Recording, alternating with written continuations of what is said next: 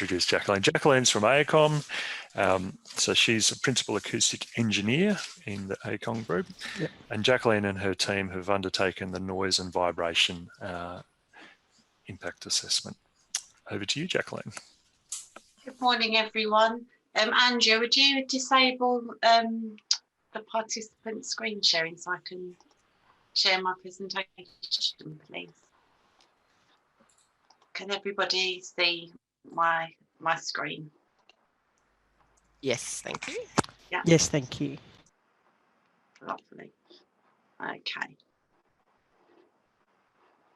So, good morning, everybody. My name's Jacqueline, and I'm here to talk to you today about the noise and vibration impact assessment for the Wimmera project.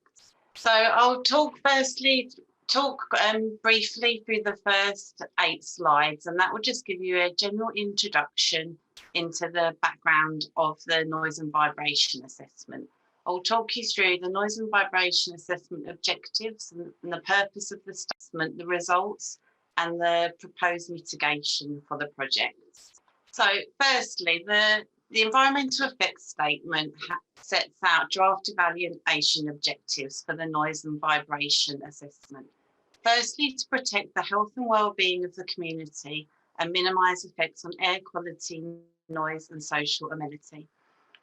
It's also important to assess the likely noise increases and vibration impacts at sensitive receptors in the vicinity of the project and along the proposed transport route.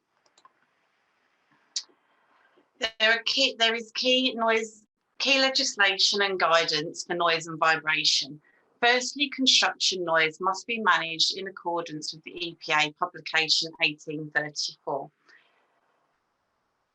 In the absence of vibration standards for Australia and New Zealand, we refer to a British standard and a German standard for vibration. These are also widely used for major infrastructure projects in Victoria. The vibration standards also apply to operational noise and vibration from the mine. For the operation of the mine, the Environmental Protection Acts must be complied with for the project. There's also an amendment to the Environmental Protection Act coming into force from July 2021. These amendments are critical for Victorians to understand their risks of harm to human health and the environment. An important document we also refer to is Noise from Industry in Regional Victoria, known as NERV, and this sets out the criteria that the mine must adhere to for the project. Jacqueline, my screen showing your presentation, yeah, it was stuck on the draft objectives. Yep. Yep. No. Okay. So sorry, this slide I'm showing you now, it provides an overview of the legislation. So moving on to the mine layout and the closest receptors. There are sensitive receptors in all directions surrounding the mine site. The mine layout development footprint can be shown as the red line, and the yellow dots represent the receptors for the project. Noise levels have been modelled for all sensitive receptors within 5 kilometres of the mine site. This includes Narrabri, Tolondo and Clear Lake. There are 6 receptors within the mine layout development envelope, and these will require an access agreement with the project.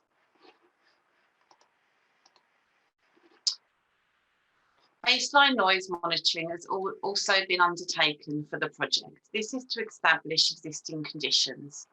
Noise monitoring was undertaken at 6 locations in February 2019, followed by further monitoring in March 2020 at a further 3 locations.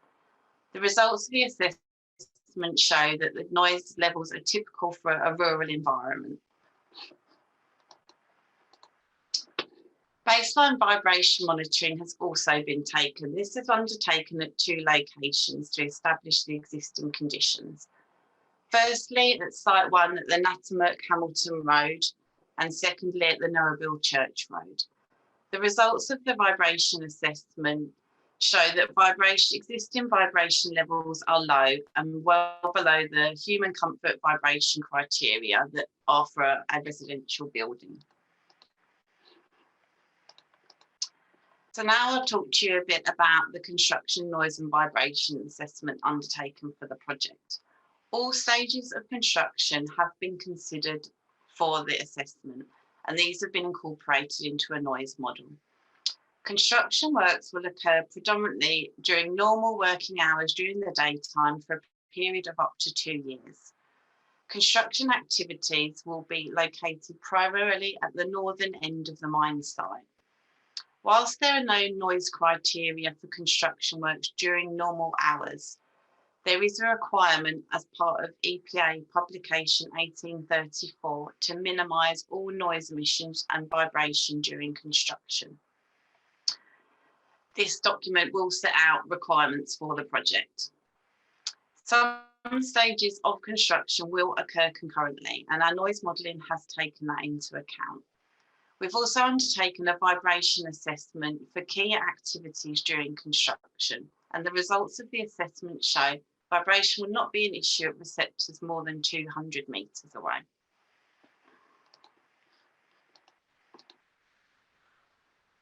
Now here there are two maps presenting examples of the construction noise assessment. We've run noise modelling scenarios for all stages of construction. These two maps, one firstly shows C1, the civil works. So here you can see the works are predominantly in the northeast corner of the site, close to the extent of the noise emissions is generally minimal, as this is during the daytime only. There are some closer receptors within the mine envelope and close to the boundary that may be impacted by construction noise during the day period. The noise map to the right for C3 shows typical works for mine access road, again in the northeast corner of the site, affecting few receptors, again within the mine layout envelope and adjacent to that site boundary. For the operational noise assessment, the project must comply with Noise from Industry Regional Victoria, known as NERV. The relevant criteria are determined based on the land use zones for the project. The planning land use zones are rural farming. Therefore, the criteria is set accordingly to quantify the environment. The most stringent criteria for the project is 36 dBA, this being the nighttime criteria. As the project proposes to work 24 hours a day, we have based our assessment predominantly on the nighttime criteria for compliance. In context to this, the typical existing noise levels during the nighttime period out in the project area are typically between 33 and 40 decibels.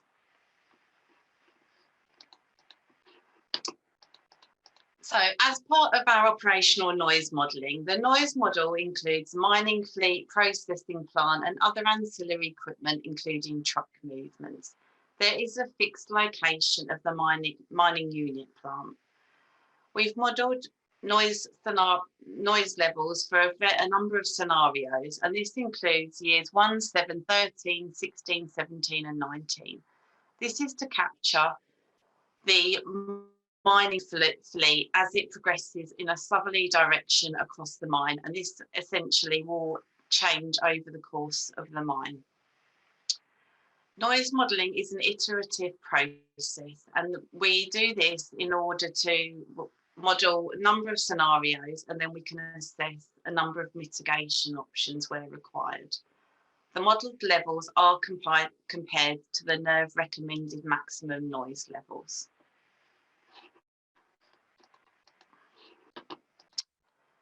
So we have incorporated a number of initial mitigation measures in the noise model. Firstly, we've looked at a dredging mining method. This is currently the selected mining method, and this is in lieu of options such as a dozer push method.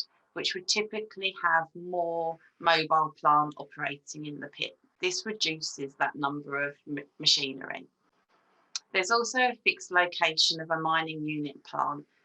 Initially, we modelled this progressively moving around the site, but now this is in a fixed location south of the processing plant.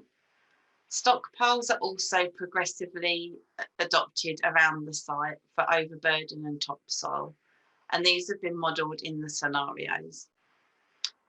There is an AMC cell activity, and this is also south of the processing plant. This will only occur during the day period only, and this will minimise noise impacts to receptors to the east of the mine site. There are also reduced nighttime ancillary and mining activities. This is essential in the southern area of the mine site, and this is to reduce noise impacts at Tolondo. So here we have an example of the noise mapping and the noise assessment for year one, and this is the mining operation. As you can see, there is noise generated in two areas. Firstly, there's the processing plant. This is in the northeast section of the mine close to Norrbill Church Road. This is a fixed location, and in our model, we've simulated a 3D replication of the processing plant area. This will remain fixed over the life of the mine. To the left of this, we have the dredge and the mobile mining plant. For year one, this will be located immediately west of the processing plant at the northern section of the site. As you can see, for the year one, generally the receptors to the north and northeast are affected by noise emissions from these activities. Some receptors are affected to the south, and these are generally within the mine layout envelope. The noise contour maps here show the extent of the noise emissions to 36 decibels at night. And the yellow dots show the receptors that are within that noise contour that shows that the noise levels will be above 36 at night time.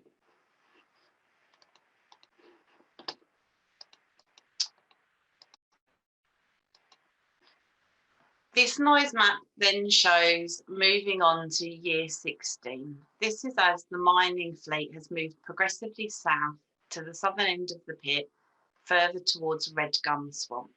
As you can see, the processing plant and the MUP noise emissions remain the same as this is fixed. As the mining has moved south, you can see the dredge in pit at the southern end of the site, and the blue line also indicates truck movements to and from that mining area up to the stockpiles at the northwest part of the site. Again, the noise contour map shows the extent of the noise emissions to 36 dBA, and as the mine progressively moves south, receptors to the south become impacted by those noise levels. But this is obviously a progressive as the mine. This is year 16, and this would be for a couple of years period for that scenario.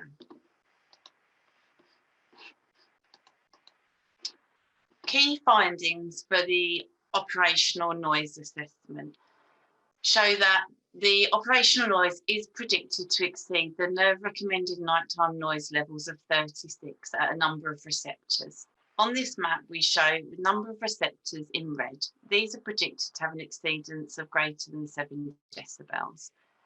The majority of these receptors are within the mine layout envelope, and a couple are immediately adjacent to that. Further out, there are receptors shown in yellow. These are expected to have an exceedance of less than 7 decibels, and there are 2 receptors that are predicted to have an exceedance of less than 2 dB. All the receptors in green are shown to comply with the NERV recommended maximum noise levels. The exceedances in the north are primarily due to the processing plant, and elsewhere this is primarily due to the mining fleet, particularly as it progresses in a southerly direction. From this initial assessment of the noise emissions, we understand that further noise mitigation measures should be investigated to reduce noise impacts from two components of the mine. Firstly, from ancillary mobile mining plant and overburden activities, and also the mineral processing plant and facilities.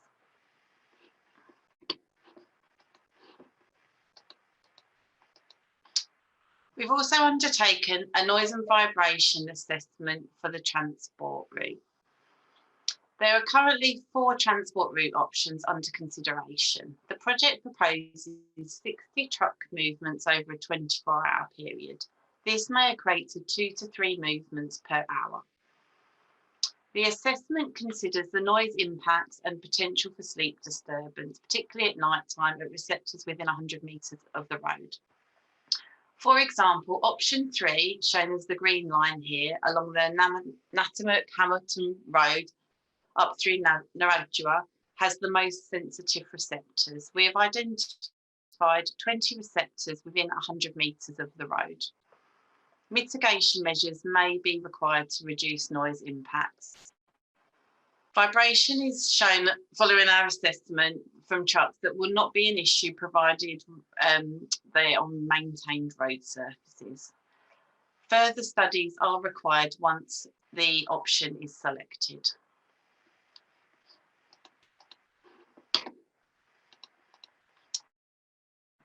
So, following our initial noise assessment and vibration, we understand they're the next few steps for the development of mitigation measures. Firstly, there's consultation with the local community to discuss the noise and vibration impact assessment and discussions with the EPA, council and stakeholders. We know that there's a refinement of proposed operation and mitigation measures required to satisfy the EES scoping requirements. It will be important to consult with individual landowners regarding the predicted noise impacts at their properties and potential mitigation options. The project proposes the development of a noise measurement and response plan, and also documentation of how the project will effectively implement and manage environmental performance during construction and operations will be required. That's the end of my presentation today, and now we'll open it up for questions. Thank you. Thank you, Jacqueline. For those who have questions, you can either raise your hand. If you hit the participants button, you should see a raise hand button at the bottom of it, or you can type directly into the chat and we'll take advantage of Jacqueline while she's here to be able to respond to any questions you might have. And also, if there's just deafening silence, just feel free to just ask your question with your microphone off mute. Yes, of course. Feel free to speak up. And we've had a couple more people join us. We've got Linda, and I'm not sure there's PHAACK, so I'm not sure who that is, but welcome. Thank you. I'm Peter Hark. I'm one of the specialists. I'm just sitting waiting Peter, and watching. Yes.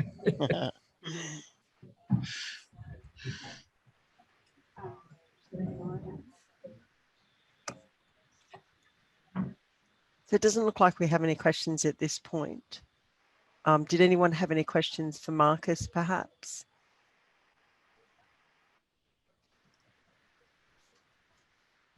No. Jacqueline, you were far too thorough, obviously.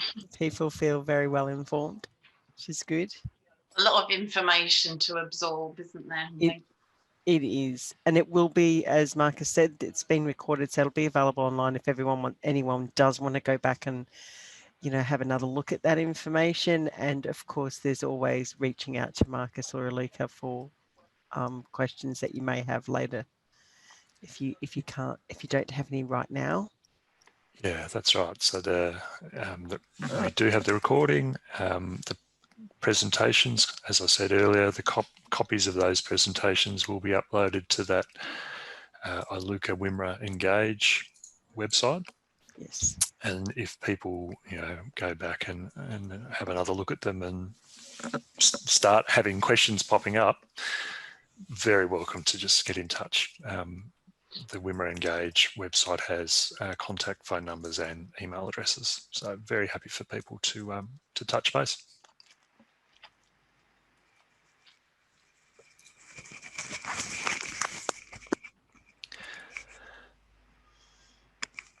Andrea, if we want to provide feedback on this session or one of the sessions within this session, how can we do that? Yes, Marcus has in the chat area, he's loaded up the Wimmera Community Information Session feedback form. If you press and download it, it will then allow you to open that file, and then you can email it to Marcus direct or to, is there an email address that we can type in here for people? Marcus? Yes. Is there a preferred email address? I'll type one in here. Thank you. I can't see it in the chat function. Marcus loaded a Wimmera Community Information sheet. On the website or in the chat in the function chat of Zoom? In the chat for Zoom.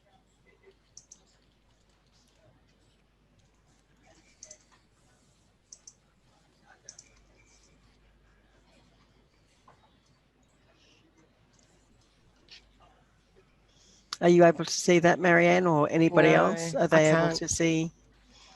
I can't see it. I think that one might have gone to everyone, has it? I can see the chat function.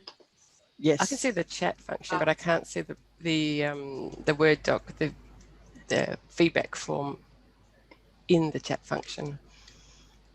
No, I can only see the community information form that you can download. Yes, so you press download, and then when you open it, once you hit download, it'll come up with an option to open it. Yeah, yes, correct. Once you hit download, it'll allow you to open the file. Yep. Then when you open the file, you can either print it and fill it out, or fill it out or source it from the on your website, computer, or source it from the website. Which I'm not sure whether it is up on the website just yet, but it will be by the end of will today, be. hopefully. Or just email that wimmera.project@aluka.com and just request a copy, and I can make sure that that's sent through.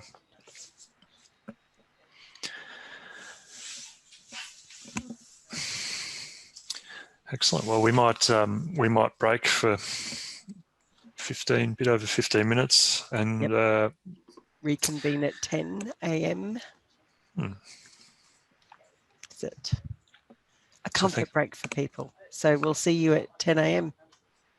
Thank you, everyone. Thank you. Bye. See you then. Thank you.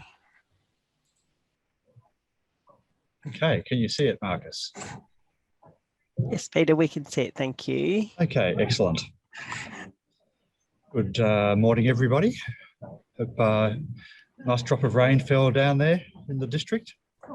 Yes. It certainly fell in Melbourne. Yes. And Marcus, are you recording? Sorry, just before Peter kicks off fully. Thank you. Okay, here we go.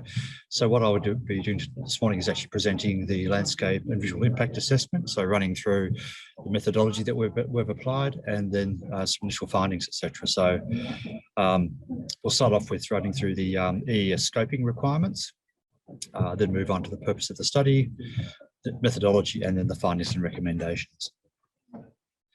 So from a, I guess, a statutory perspective, this is what we actually need to do. We need to actually comply with the EES evaluation objectives. And at this stage, what they state is that the project should minimise adverse effects on landscape and visual amenity, with the key issues being the potential for effects on the landscape values, including views from Grampians National Park, Mount Arapiles, Tuin State Park, and Black Range State Park, as well as the visual amenity for residents and the character of the region. Another consideration is what's called the cumulative impact. So that's effectively, what are the impacts of this project when considered in the context of other existing and proposed projects within the setting, which may result in broader scale impacts on the landscape values of the region. So with regard to the way the approach we've taken to the study, so the purpose of the study is to define the criteria relevant to the study. So these are relevant legislation, standards and guidelines that might apply.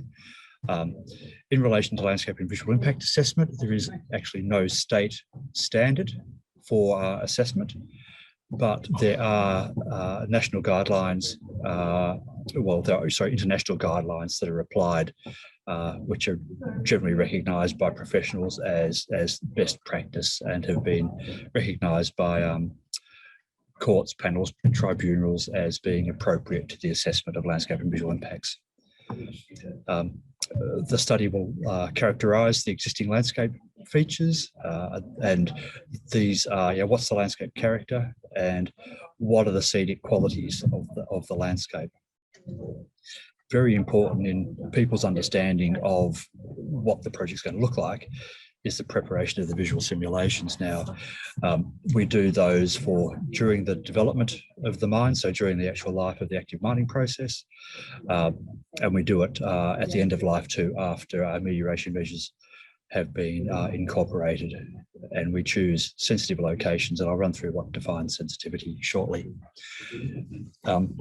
So with the identified sensitive locations, we assess the potential visual impact on those locations, and we also look at what are the potential impacts from lighting of the operations. I mentioned before in terms of the photo simulations at the end of life, mitigation and amelioration measures. So one of the key things in reducing visual impact is looking at ways to use a number of different measures, mostly landscape type measures, to actually reduce the visual impacts of a project during its life and at the end of its life. So with regard to how we approach the assessment methodology, we use two different processes to actually validate the results. One of those is qualitative. Now, the way people perceive changes to the landscape, it's very subjective, depending on the actual perceptions of the particular viewer. So we try and balance a qualitative assessment component with a quantitative assessment component. And this is, and I'll run through this shortly as well in terms of more detail, but the qualitative assessment component is comprised of three key elements. The first of those is visual modification. So how does the proposal actually contrast with the character of the existing setting? And also how readily can that setting absorb change? So, for example, if we're looking at a forest with a dense cover and we were clearing it, we'd say that setting could not absorb change to, well, we really couldn't absorb change. Whereas if we're dealing with a setting which is already cleared, where it's able to absorb change more easily. Scenic quality, so really what are the qualities and the values of the landscape setting? And there are determinants for what contributes to scenic quality. We'll run through those as well. And then viewer sensitivity, which is how sensitive will viewers be to change. As I said before, the quantitative assessment is how much are you actually going to see, and this is based on the actual field of view occupied by the proposal within the normal field of view or range of vision of the human eye. So with regard to sensitivity, sensitivity is based on the expected use of a particular activity. So for example, if you were going to a national park, you'd be assuming that the experience there would be one of a very natural setting. And therefore, if there was a change to that setting, you'd be very sensitive to it. We also apply the high level of sensitivity to residences and townships. So once again, if you're in your house at home, in your home yard, there's a certain level of expectation that you would have in regard to the visual experience. And likewise, tourism and accommodation. If you're traveling somewhere for a particular, enjoy a particular landscape, etc., one would actually expect a certain level of visual amenity, visual quality. So therefore, you would be high to change. Conversely, agricultural areas, industrial areas, mining areas are considered to be of low sensitivity because the primary purpose there is not the enjoyment of a visual landscape. It's actually an economic return. It's a business activity, not directly associated with a particular visual quality. So the way we actually apply the two key components of visual impact assessment, which is the level of visual modification that I mentioned before. So effectively, how does a proposal appear within its setting? Contrast with the setting. So that's modification level on the side. And that can range from high to very low. So high would be where it contrasts very, very strongly. Very low would be where it's almost indiscernible because it's so similar to the existing setting that it really does not change the it's it's not discernible. It doesn't change the setting at all.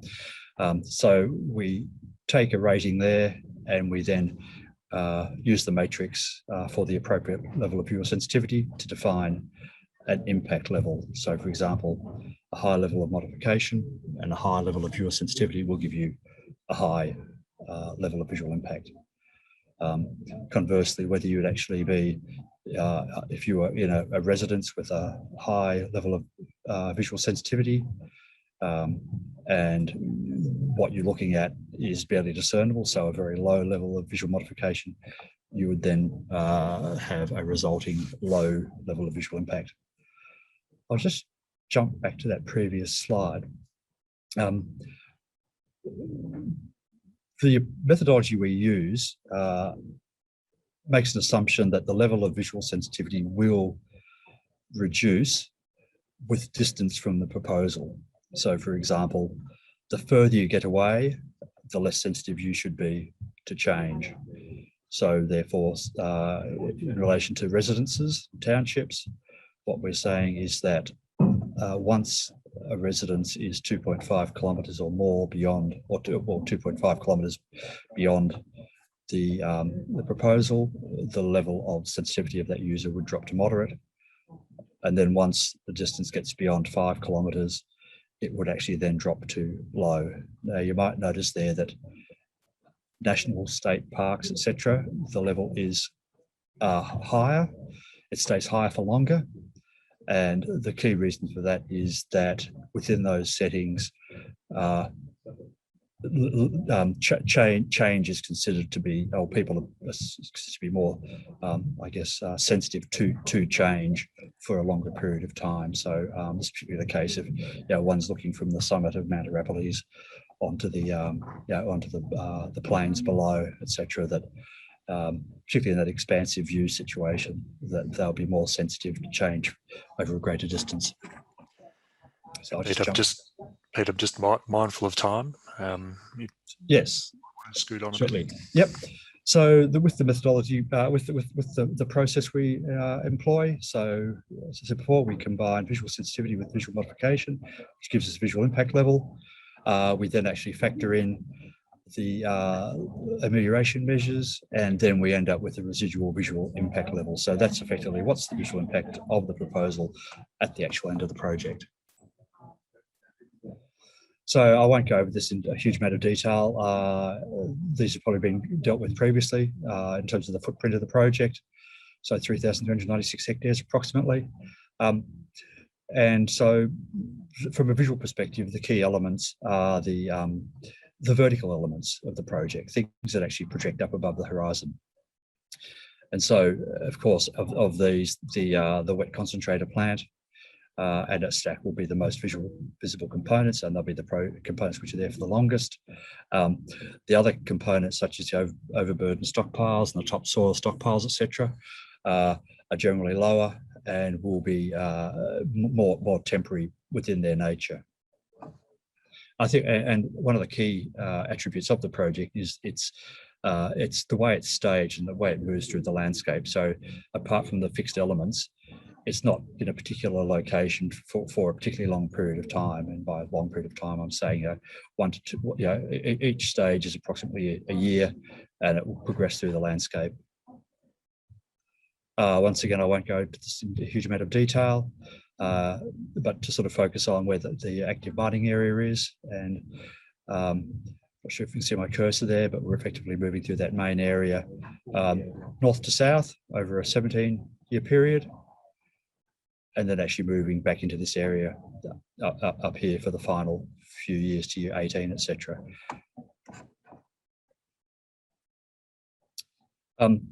Within the area, what's noticeable is that the general sort of, well, relative flatness, slight undulating nature of the topography. That's important because within the 10-kilometre radius of the site, the opportunities for overlooking are limited. You only can overlook the site when you get a lot further away, at which distance the components of the mine are actually far more distant and far more recessive within the actual field of view. It also means that if you actually can't overlook, that revegetation measures or amelioration measures are highly effective at actually providing amelioration of views towards the project. So in relation to the broader landscape values, obviously there are a number of, in the broader region, areas with significant landscape values. Obviously the Grampians National Park, 30 kilometres distant, is highly significant. And the Southwest Victoria Landscape Assessment Study identifies obviously Mount Arapiles of state significance, and of other more localised significance are Bitter Swamp, White Lake and Herds Lake, but these are actually all quite distant from the project. Another factor in terms of the way the landscape absorbs change is, and this is what I mentioned before about topography, where you actually don't have the ability to actually overlook, you actually end up with a landscape which is able to absorb a high level of change, because any low element in terms of existing vegetation between the viewpoint and the proposal is able to actually screen views, and you find that through the landscape. The scattered landscape elements actually provide significant screening. Within the broader setting, the Mount Arapiles and Mount Talbot Wimmera subtype landscapes, because of the elevation and the potential for overlooking, those landscapes are not good at absorbing change. But however, where vegetation exists, dense vegetation, for example, and you're located with that vegetation actually is very effective at actually blocking views towards the project. From a lighting perspective, we've identified 2 different lighting environments. The first of these is what we call the natural environment, which is intrinsically dark. And within the regional setting of the project, Mount Arapiles falls within this zone. Mount Talbot will also fall within this zone. And at the where we have settlements such as Tolondo, we find there we've got a low level of lighting associated with some street lighting and some lighting within houses, etc.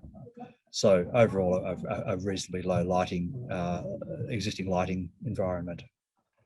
A key consideration in determining the level of visual impact and identifying which houses we would assess in detail relates to the amount of vegetation that exists around the house. As you'd all, living in the area, you'd all be aware that many houses have reasonably sort of dense vegetation around the house to mitigate the impacts of wind. And so the 3 methodology, or the 3 different topologies we look at, is the first one here, which is, I'm sure if you can see the hand again, where the house is surrounded by minimal vegetation and there are views out. The second type is where the house is located within moderate vegetation and there is a degree of screening to surrounding areas. And the final topology is where the house is surrounded by, set within a wooded area or surrounded by dense hedges, etc., where views out aren't possible. So typically, through a desktop exercise, if we identify houses that are fully screened, we would not assess them in detail. So in relation to the surrounding residences and the ones we've actually looked at in terms of the degree of vegetation, who might or might not have views. So on this map here, the green circles, see here, these are houses that have got dense vegetation surrounding them. The yellow is where there's moderate vegetation, and the red is where there's minimal vegetation. And once again, you can actually see the distance lines we have on this map that just shows the proximity of the each of those different viewpoints to the edge of the mine. So as I mentioned before, when we get to that 2.5 kilometre distance, we're saying from that point onwards, the level of visual sensitivity drops from high to moderate, and then beyond 5 kilometres, it drops from moderate to low. Another factor we take into account is what are the effects of the existing topography on either the allowing or the screening of views. This assessment here, this is effectively is a map that does not take into account the screening effects of vegetation, so it's very much a worst case scenario. What it is showing here is that the areas coloured in purple, from those locations, you'll be effectively able to see all of the components of the project, from the 2.5, or sorry, the 5 metre high, starting at the lowest, 2 to 2.5 metre high pit bun stockpiles, as well as the plant stack. As we move out and we only get the red colour, it means from these locations, you will not see those lower elements. You'll only see the upper parts of the taller elements. So what's it effectively saying here is that generally the further you get away, topography provides screening of the slight undulations in topography, provides screening of the lower elements. So in relation to selection of viewpoints that we've assessed in detail, what we're showing here is a photo simulation of the impacts on views from the summit of Mount Arapiles. So obviously where it says existing, that's the existing view, and you can see the backdropping Black Range and Grampians. During mining year 20, given the distance and the relative the elevation of the view, it means that you actually get a compression of the vegetation in the landscape. And so once again, you're overlooking, but not totally overlooking. You're not looking down onto something. So as a result, you're actually looking through vegetation towards components of the project. Now, in this case, we're just showing the mining in year 20. And as you can tell there, it's very difficult to actually see it from this distance and from this angle. And then obviously post mining 5 years, anything that you would see as being like a change to the surface vegetation covering has gone as a result of the establishment of a surface cover of pasture grass or cropping, etc. 5 more minutes, Peter. I was just about to say. Yeah, 5 more minutes, Peter. Then we'll have to go to some Q&A. Yep. Okay. Mount Talbot view here. So you can, in this case, what we've done is actually overlaid, so you can actually see it more clearly, the 3D model. So you can actually see the colours there. So this is showing the project at year 20. Once again, it's a very shallow angle of view. From more proximate viewpoints, this is a view from outside of the home yard of residence, what we call residence 119. So you can see the existing scenario, the during mining scenario. You can actually see the components of the plant. This is one of the closest views. So you can see the stacks of the plant, etc. And you can also see some of the topsoil stockpiles. And then obviously post mining, the landform is shaped to something which is close to its existing profile and revegetated. Another close location here. So this is about as close as you'll get, 78 meters from the closest elements of the project. So you can see here we've actually got topsoil stockpiles, which will be visible for the year or two that the actual project passes this viewpoint. In terms of lighting impacts, the key sources of lighting will be the fixed, the admin buildings, the processing plants, etc. Mobile lighting towers, which are actually used during operations at night, as well as vehicle mounted headlights, etc. In terms of the effects of the lighting, fixed lighting on the fixed infrastructure can be shielded. So baffled or shielded and directed downwards to the ground. Can also actually be movement sensitive to reduce the amount of lighting that's actually on. This will actually stop what we call hotspots, so visible point light in the distance. But there may be a slight upward glow at closer locations, etc. And the positioning of lights at night can, the temporary lights, as well as vehicle lights, can have a significant impact on the actual mitigation of impacts by locating them so that they're not on outer faces, etc. But overall, the overall expected impact is low. Other mitigation elements are the selection of recessive building material colours, etc. for any of the buildings, progressive restoration, foreground visual screening at key locations along the road and near residences for those elements that are there for the duration of the project, or the fixed elements. And there may be an opportunity for off-site mitigation in consultation with landowners, where it's a case of, people at their, close to their house would like some degree of visual mitigation. And of course, as I said before, lighting, there are a number of things that can be done to actually ensure that lighting impacts are minimised. So in summary, existing vegetation assists in screening views from many locations, particularly from residences. Overlooking of the proposal is generally not possible apart from distant locations, as I showed before, Mount Arapiles, Mount Talbot. The highest impacts will be located within that local setting, so 1 to 2.5 kilometres, but the highest impacts will last for about 30 months, because the mining's advancing at about 1 kilometre a year, so it's actually advancing through the landscape quite quickly. And the backfilling of the pits and the flattening of stockpiles, this progressive restoration, will reduce the impact further, particularly as the vegetation grows.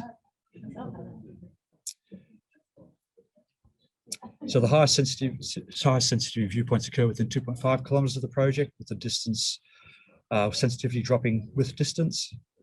So key locations which have higher levels of impact are a number of residences within the rural setting. So at this point in time, we've identified 5 there.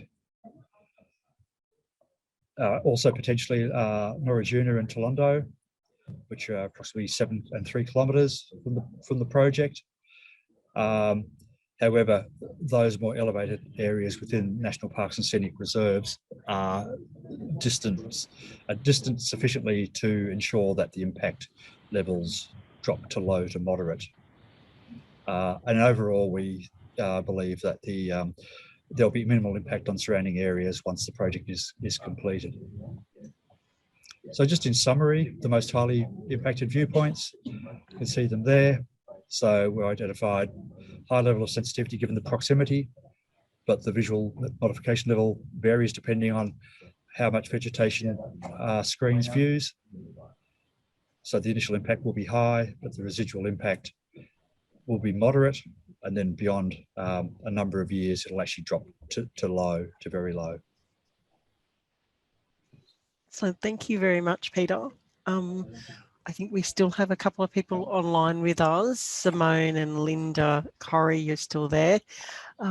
If you have any questions, please feel free to either unmute yourself and ask the question, or you can use the chat function to type your question. Of course, if you don't have any immediately, you can feel free to email wimmera.project@iluka.com, which is in the chat function there for you. Has anyone got any questions for Peter while he's online?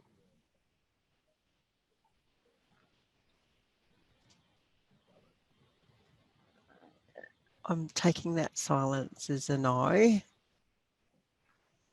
Of course, I'll just reiterate that, of course, you can reach out to Marcus as well if you've got questions, but there is that wimmera.project@iluka.com email address that you can email and either request a feedback form if you're unable to get it from the chat function, which I reshared through our break, or you can email your questions and we'll follow them up and get the response to you as quickly as possible. Marcus, I think it's safe to say that Corrie and Simone don't have any questions for us at this point. And again, thank you very much, Peter, for your time and your presentation today. A pleasure. All right, thanks, Peter. Okay. And acknowledging, Simone, that you'll need to leave soon. So thanks for logging in today. Thank you, Simone. Okay, thanks, everyone. Goodbye. Good day. Thanks, Peter. So we'll break now and return back at 10:40. Yes, and 10:40 will be historical heritage. See you all then. Thank you.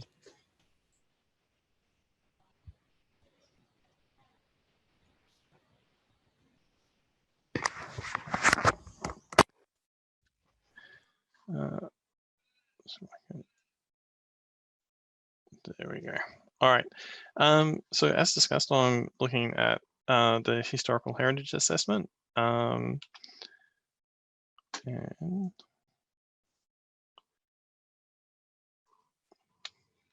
I'd just like to start things off with a quick acknowledgement of country. Just recognizing that obviously this is a Zoom call, so many of us are in lands associated with different traditional owners. I'm, for example, on Wurundjeri country at the moment, but we're talking about land that is associated with the Burridji today. So we'd like to acknowledge the traditional custodians of the land and pay our respects to elders past, present and future. We celebrate and respect their continuing culture and connection to land. Okay. So I'm just going to run through the historical heritage assessment that's being prepared for the proposed works. So the purpose of a HHA is basically to provide an overview of potential historic heritage or objects within a specific study area. It then looks at the significance of those places or objects, which could be either local, state or Commonwealth level.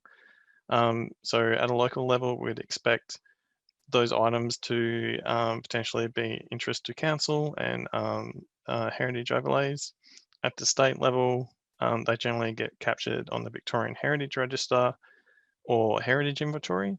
And at the Commonwealth level, they tend to get picked up on the National Heritage List. The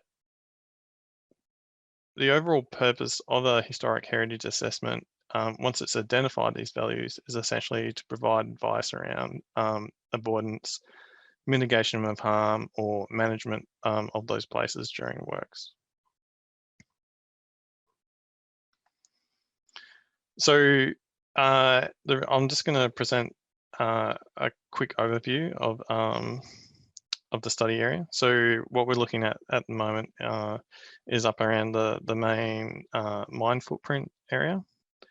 And what we're seeing here is basically the areas that we've been able to survey to date. So that's all the areas with the blue hatching. And the areas marked out in yellow, orange, and red and blue are areas of where we've got built infrastructure that we've been able to pick up looking back through historical aerials from the 1940s onwards and historic records and so on. So up around the main mine site area, you know, we've got a number of farming homestead complexes that are generally quite modern up in this area.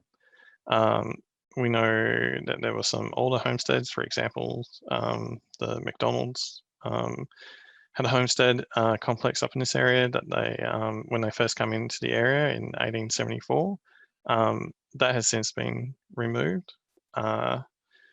We've also got infrastructure, such as the rail line that came in shortly prior to World War One, with most stations opening along this line opening between 1912 to 1914. We've also got some of the more local service structures that we'd see for a rural community. So up on the Narabial Church Road, we have what was originally the Narabial Church, which survived through to the 1990s, but has since been removed. We've also got a couple of primary schools up in this area. So the Narabial State Primary School, which survived in this location up to 1952 before it was removed, and a similar building was brought in from nearby up into the new school location just down here where I'm pointing with my mouse.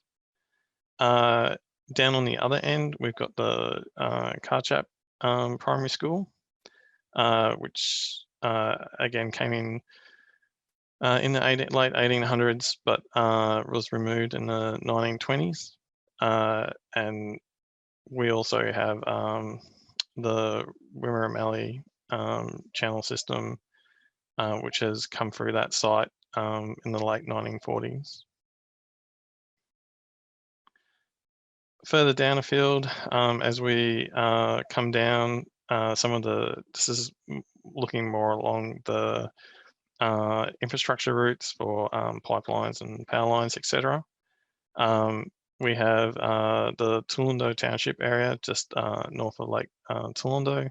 So again, we've got a rail station in there, plus the houses which have been associated with that development.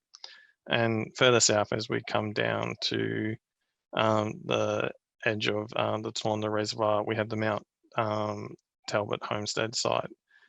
So this was one of the original runs, squatting runs that was constructed in the 1840s, and we have a range of buildings dating from that initial construction up to the present day as part of that site.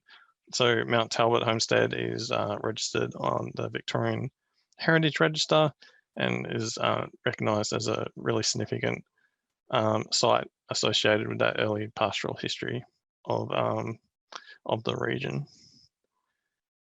As we come further on down south, there's not much built infrastructure. Again, we're mainly looking at relatively recent homesteads. So the ones outlined in red have been, you know, we first start seeing in 1960s aerials, with that yellow one being an older pre-existing structure, or holding pre-existing structures. We also have the second pastoral run homestead within the study area that we've been looking at. This is Fulham, again constructed in the 1840s and retains a lot of early and original buildings and outbuildings, and then later additions as functions and purposes. Well, agricultural practices have changed. So, you know, we see new infrastructure coming in around the turn of the century for more mechanical functions, the same at Mount Talbot, and that evolution kind of like continues to develop as farming practices change over time. We also have the Canagolk station just in here as well. All right.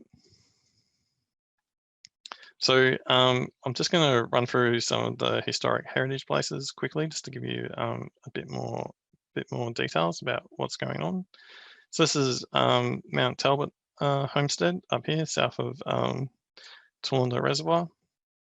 So the house that we see here, the bottom layer, is the original 1840s build, built out of bluestone, and then it expanded into a second story over time. We also have the associated buildings out there are mainly brick construction, but it kind of like shows that evolution from stables to steam engines to more petrol or diesel orientated infrastructure, and a lot of these buildings are still intact and associated with the officer family, who I believe is still on the property. Fulham is a little different. Again, this property still has a collection of buildings. It's rather than bluestone, it's built using local ironstone, and again, it's got some interesting construction techniques from the area. From the era, it's very both Mount Talbot and Fulham. Part of the significance is the use of local materials to really kind of like provide these gentrified homesteads. At Fulham, we also had planted gardens, and it was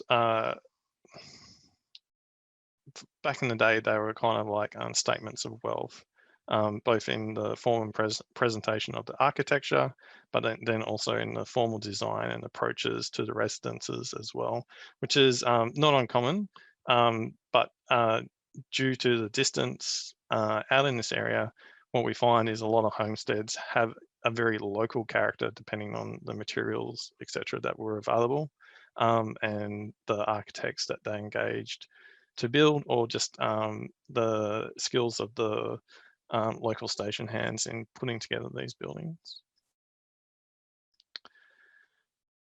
So one of the other main, other than the railways, one of the other main infrastructure projects that we have occur in this area is the Wimmera stock and domestic channel system.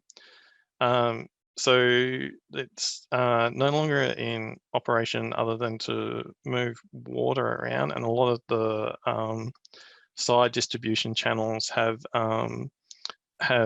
basically been remediated and reclaimed as farming land. But basically, this was an effort to from the late 1800s through to around 1960 to basically secure a water supply out in the western districts of Victoria, and the channel system itself is incredibly large. In this part of Victoria, we see the Rocklands Channel coming through up here, connecting down to the Toolunda Reservoir, and that occurs in the late 1940s. So as part of that construction, we picked up a survey blaze up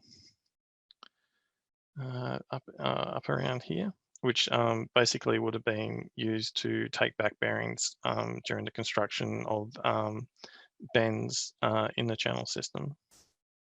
Yep. So the channel system has been decommissioned because it was a open air water supply system. There was a lot of water wastage, and it has since been modernized and upgraded, basically with new pipeline systems that have gone in, and that's been a long ongoing project out in the Western districts, all the way up from the Murray down to the coast. So the Narrabeen Wesleyan Methodist Church and Narrabeen Primary School. So both of these are located up around the swamp. So the church was associated with a couple of township blocks, which never appear to have been constructed on or gotten off of the ground in the same way that we see nearby down at Clear Lake, for example, or down south to Toowoomba. Both the buildings have been removed. The church most recently in the 90s. Some of those materials have been recycled, and you can find those at a restaurant in Horsham. It's unclear what happened to the primary school materials, but some of the things like honour rolls, etc., are now down in the club rooms at Toowoomba.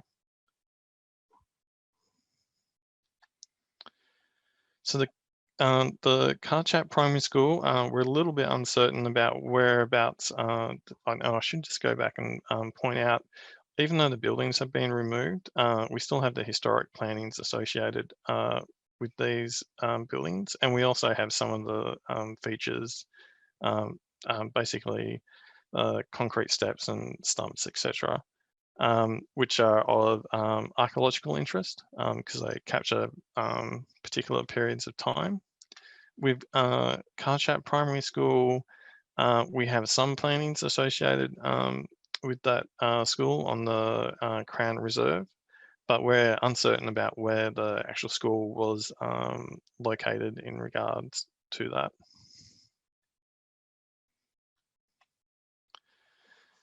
So the other big infrastructure piece, other than the road system, is the former Balmoral rail line. So we've got a number of stations that we've been looking at.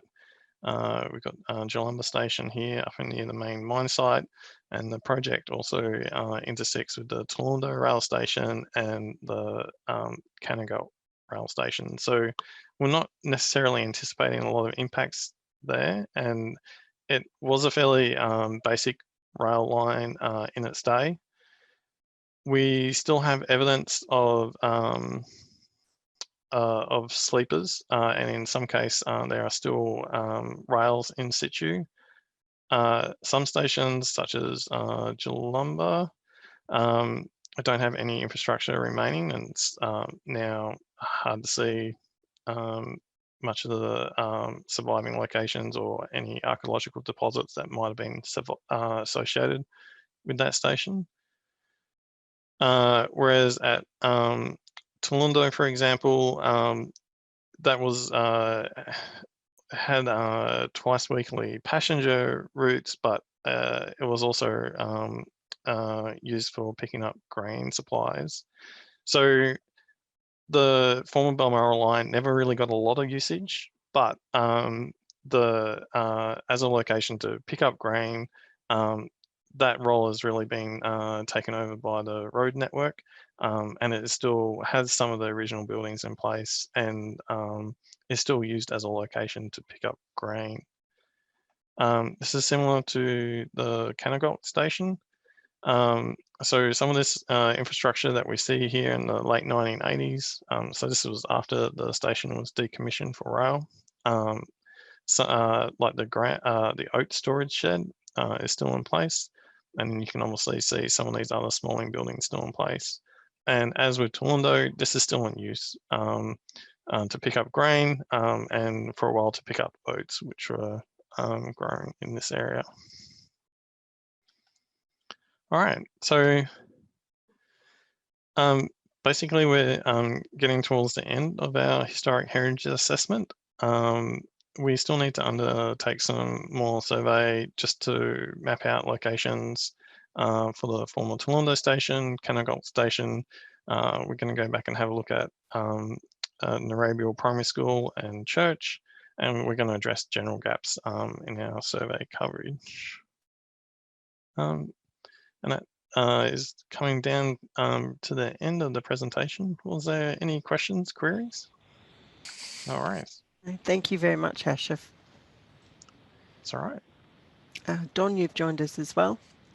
Welcome. Right at the end. Yes. Well, basically concludes our community information session today.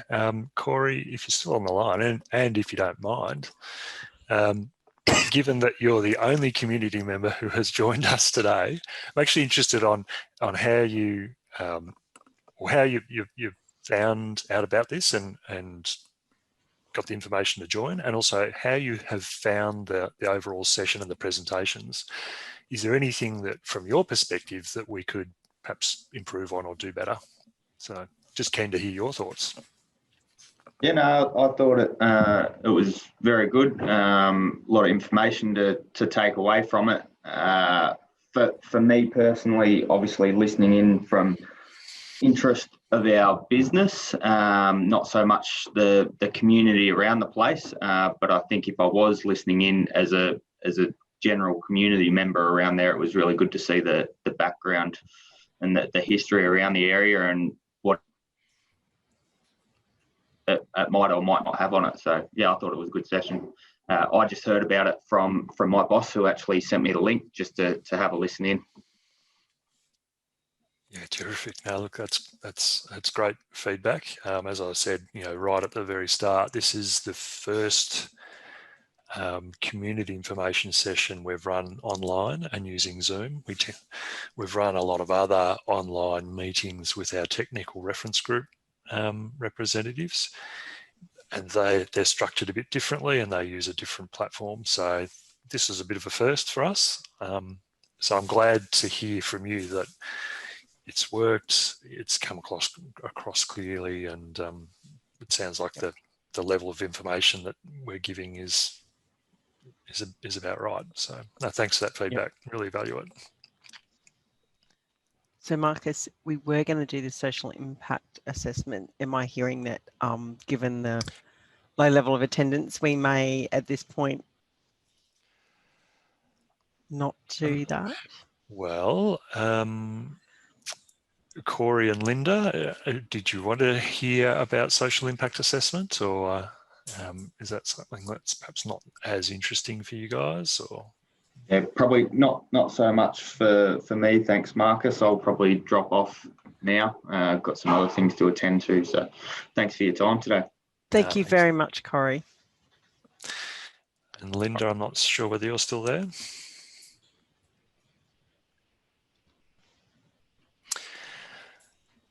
Andrea, I reckon what we might do is ensure that we upload your presentation to the website. I was just going to suggest that that's the given the attendance, if people will go to the website, then the presentation can be up there. Yep. I might also have a look at what the size of all the presentations are when they're in PDF. I might even email them out to our stakeholder email list as well. I'll see what the size is. Yeah. And just to make sure that there aren't people who do tune in thinking that we're going till 11:30, I'll just leave it open so that we can let them know that we've wound it up.